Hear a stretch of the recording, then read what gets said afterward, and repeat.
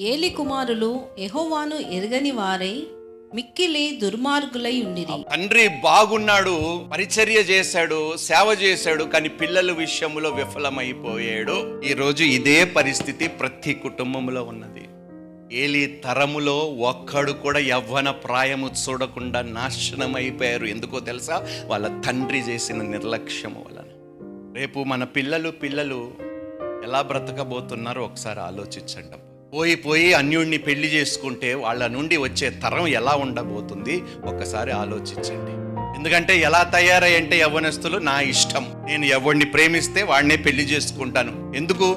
చిన్నతనములో మనము సరిగ్గా పిల్లలని దేవుని గురించి పిల్లలతో మనము మాట్లాడుకునే స్థితిలో కూడా మనం ఇళ్లల్లో లేమంటే ఎంత భయంకరమైన స్థితిలో మనము బ్రతుకుతున్నామో క్రైస్తవులుగా ఒక్కసారి ఆలోచించండి. ఎవడు నమ్మి మోసం చేస్తాడో వాడినే నమ్ముతున్నారు ఈరోజు మన పిల్లలు.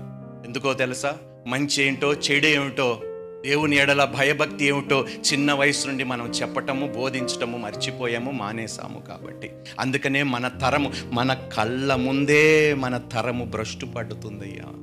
జాగ్రత్తగా ఉండండి.